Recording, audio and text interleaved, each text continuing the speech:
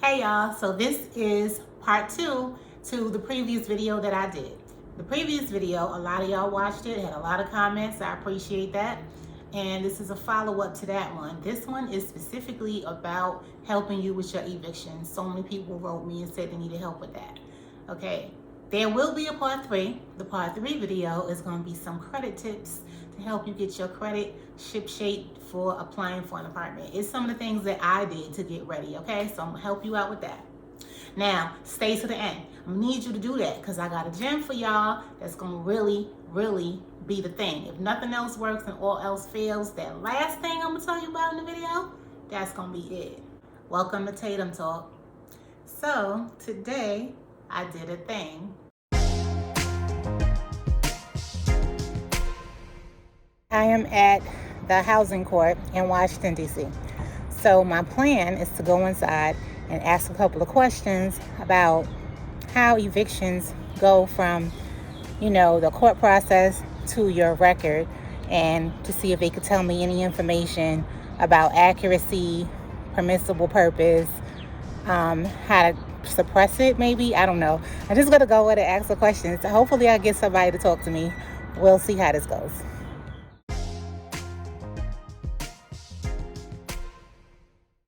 Okay, so how did it go? Well, it didn't quite go as I planned, but that's okay because they still gave me some tips that gave me like next steps in this journey that I could share with you guys. So remember in my last video how I said, the court is not the ones that is giving access to these landlord-tenant scoring companies in order for that stuff to get on your report that they give to your landlord. It's not coming from the court, and the court is not. So I talked about that when I talked about permissible purpose, the consumer law permissible purpose. What is it? 15 section 1681, I want to say C, maybe B, C, I forgot. But anyway, the court does not give them permissible purpose. So I asked the question, I said, do you share information with third parties? And by third parties, I explained what I meant. Secondary credit bureaus like LexisNexis, like ARS, like SageStream, like Anovis. And he said, no, absolutely not. So that was one thing that was cleared up. Oh yeah, the clerk at the court also mentioned something about a website called Odyssey. Odyssey is very similar to Pacer. Remember in my last video, we talked about Pacer, and that's where it's open public records for all the court cases and stuff. Odyssey is just like that. Odyssey by Tyler Technologies is a portal similar to Pacer, but it provides justice partners, attorneys, businesses, and the general public 24/7 real-time secure access to court data following case types, civil division cases, including landlord and tenant. So that's just DC, but so many states use it. He told me to contact a tenant advocacy group in reference to finding out, what happens with the actual records once the court case has happened, the eviction has been given. He's not sure about the process after. So I did that. I happened to know somebody. I sent her a text. She got back to me rather quickly.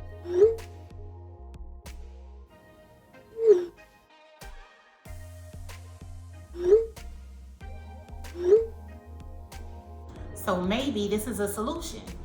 Maybe there is a new law in your city that you don't know about.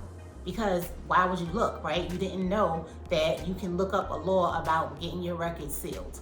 Now, maybe it's different in your area, but in DC, what I was told was that it could be between 30 days, they'll seal it right away, or it could be 3 years.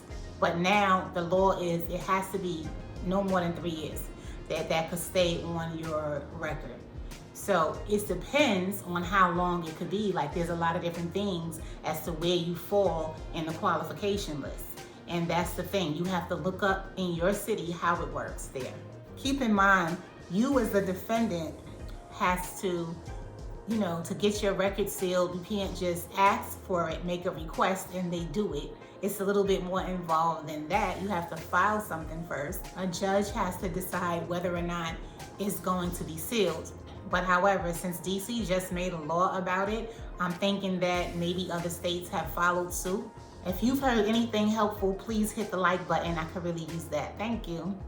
Now, let me just say this. Don't get discouraged. I know that this struggle can be difficult. I know it could be depressing. I know that it could get you down, and you just feel like you tried everything and what else can you do? Like, I've been there. Trust me, I've been there, and I understand. I understand where you at right now. I understand your pain. You cannot give up though.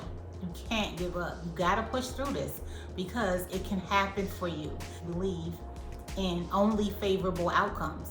You have to believe that what you want is gonna be what you get, right? Don't focus on what you don't want. Focus on what you do want. And these are the thoughts that you have to put forth into the universe. It's gonna happen. There's nothing that's impossible. You gotta think like that. Like, everything is possible. The only thing that's impossible is that there's something impossible for me. Like, everything is possible. You're gonna make this happen. I'm giving you some steps along the way, some different things that you could try. One thing may not work for you. Try something else. Here's something else. This is what I would do.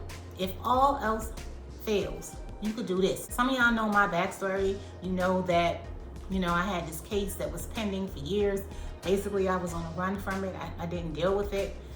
One of the things I had to do, because I couldn't use my name, I couldn't use my social, I created an alternate version of me.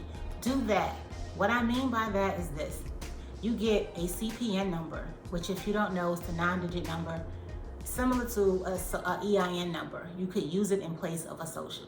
Now, I'm not telling you to go out and build a whole new, credit profile and try to get a car and all this stuff. No, you're just gonna get an apartment. That should be simple for you to do, okay? A CPN number, you get that. You put that with your own name. There's plenty of people walking around with your name.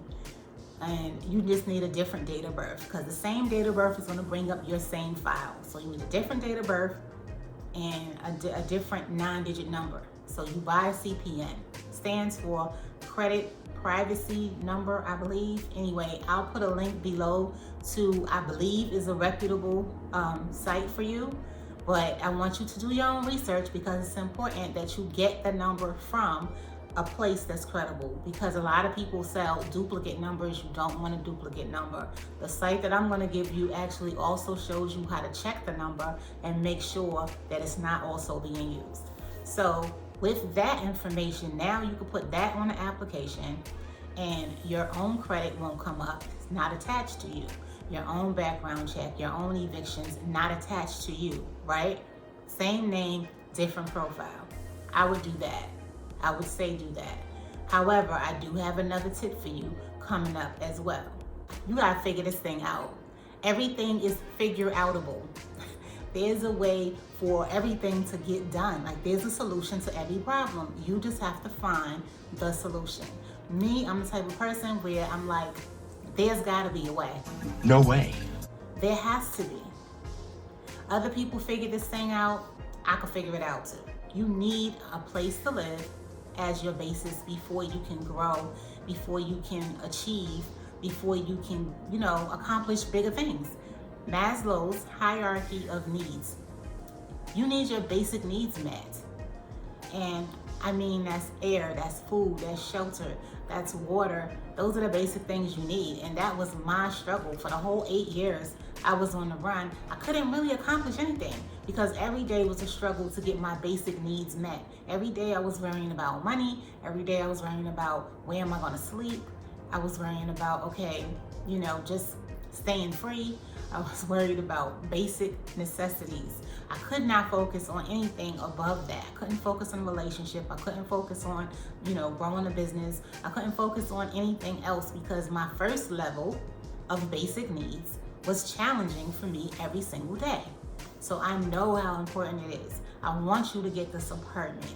I want you to have your own space. I know how it is to be reliant on other people for shelter.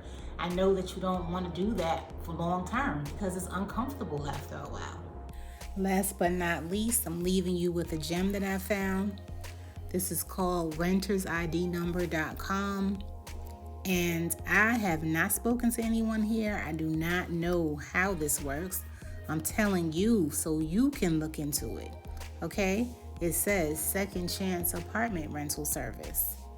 And it says rent without using your own credit.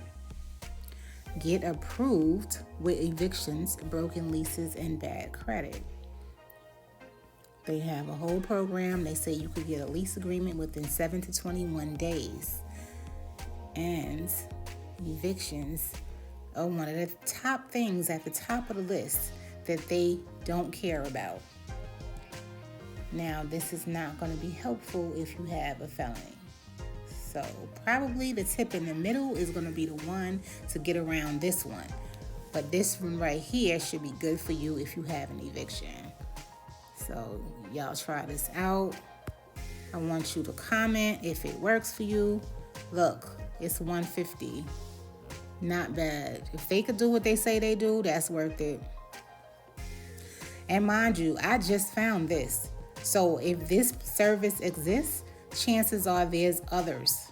So maybe you can do a search and look for other ones that offer apartment rental services.